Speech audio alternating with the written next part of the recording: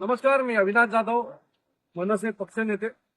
मी आज कोकणात आहे, माझ्या गावी गेलो होतो आणि गावावरनं पुन्हा ठाण्याला जायला निघालोय. रात्रीचे 11:15 वाजले आणि 11:15 वाजता मी आता जिथे उभा आहे तो आपला कशेळीचा बोगदा. आणि या कशेळीच्या बोगद्यात आल्यावर मला आश्चर्य असं वाटलं की एवढे दोन मोठे बोगदे बांधलेले आहेत बाजूबाजूला आणि दोन्ही बोगद्यामध्ये लाईट नाहीये. खरं तर सिक्युरिटीच्या दृष्टीने किंवा हे कोकण आहे, दोन्ही बाजूने प्रचंड अंधार आहे आणि अशा परिस्थितीमध्ये जर एखाद्या बोगद्यामध्ये लाईट नसेल तर किती मोठी घटना होईल. एखाद्या गाडीला लाईट नसेल तर किती मोठी घटना होईल.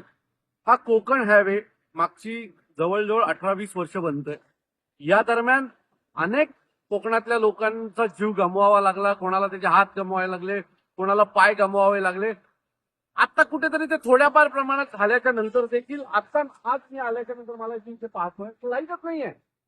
आणि 2 दिवसापूर्वी मी इगतपुरीला गेलो होतो पक्षाच्या कामासाठी आणि इगतपुरीला मी जात असताना मी नवीन जे समृद्धी महामार्ग झालाय तिथून आतून घुसलो आणि आता समृद्धी इगतपुरी ते इगतपुरी ते भिवंडी हा जो नवीन पॅच सुरू झालाय त्या पॅच मध्ये 2 मोठे बोगदे झाले आणि त्याला एवढ्या मोठ्या प्रमाणात लाईट आहे की लांबून माणसाला कळतं की बोगदा येणार आहे.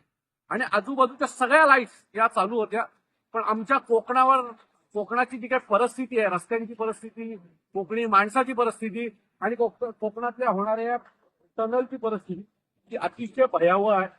जोपर्यंत कोणी मरणार नाही तोपर्यंत मला वाटतं सरकार या गोष्टींकडे लक्ष देणार नाही. ही परिस्थिती अतिशय वाईट आहे. प्रचंड पाऊस आहे आणि या परिस्थितीत आम्ही थोडा पाऊस कमी झाल्याच्या नंतर थांबलो आणि हा व्हिडिओ बनवतोय. पण मला असं वाटतंय की हा व्हिडिओ सरकारला पोहोचला पाहिजे. मी माझ्याकडनं प्रयत्नच करीन सरकारला पोहोचवायला, परंतु आपल्या सगळ्याची जबाबदारी आहे, कोकणात राहणाऱ्या प्रत्येक माणसाची जबाबदारी आहे. जर अशा प्रकारे आमच्याबद्दल तुमची वागणूक असेल ना तर या सरकारचा निषेध आहे. धन्यवाद.